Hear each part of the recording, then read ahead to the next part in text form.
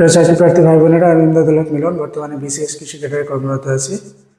আজকে আমরা একটা অঙ্ক শিখবো। এটা ত্রিকোণমিতির অঙ্ক। এই টাইপের একটা ডিটেলস অঙ্ক কিন্তু আমার পেজে দেওয়া আছে, তাই আজকে আমরা খুব বেশি ডিটেলসে করবো না, যতটুকু প্রয়োজন ততটুকু করব। যারা এই অঙ্কটার ফর্মুলা বুঝতে না পারবে তারা আগের যে ডিটেলসে করা আছে ওটা একটু দেখে নিবা দয়া করে। দেখি অঙ্কটা। sec θ = 2 হলে cot θ এর মান কত? এই টাইপের অঙ্ক করতে হলে আমরা একটু চিত্র এঁকে করতে চাই। চিত্র এঁকে করলে সুবিধা হবে। এখানে আমরা একটা ত্রিভুজ নিলাম। এই ত্রিভুজে sec θ এর মান 2। sec θ একটা ফর্মুলা আছে। sec θ এর ফর্মুলা হচ্ছে অতিভুজ বাই ভূমি। অতিভুজ বাই ভূমি। এর পাশাপাশি আমরা আরেকটা জিনিস শিখে নিই। cot θ এরও একটা ফর্মুলা আছে যেটা আমাদের লাগবে। cot θ হচ্ছে ভূমি বাই লম্ব। এই দুটো ফর্মুলা কিন্তু আমাদের লাগবে। ত্রিকোণমিতি পাঠে এরকম 6টা ফর্মুলা আছে, আমরা এটা দেখে নিলাম একটু। sec θ = 2 হলে cot θ এর মান কত? sec θ = 2 তার মানে হচ্ছে অতিভুজ বাই ভূমির মান 2। এখন অতিভুজ কত আর ভূমি কত? তাহলে যদি 2 হয় তাহলে অতিভুজ হবে 2 আর ভূমি হবে 1।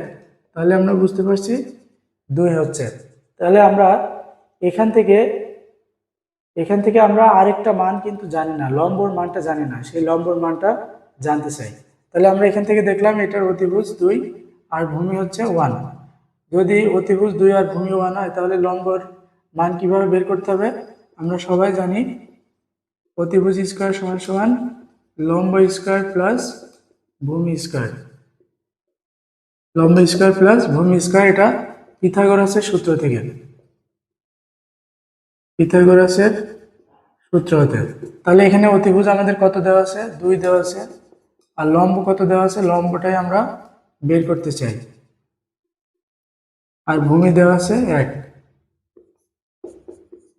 তাহলে 2 2 4 আর এই 1 কে পরে করি, লম্ব তার স্কয়ার প্লাস 1 কে করলে 1।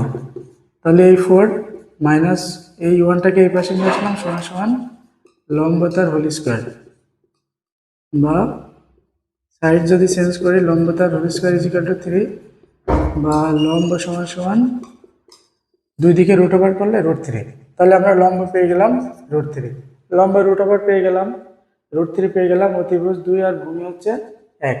এখন এই যে cot θ আমাদের মান চেয়েছে cot θ, তাহলে cot θ এর মান কি? ভূমি বাই লম্ব। ভূমি কত? 1 আর লম্ব হচ্ছে √3, তাহলে 1 আর √3।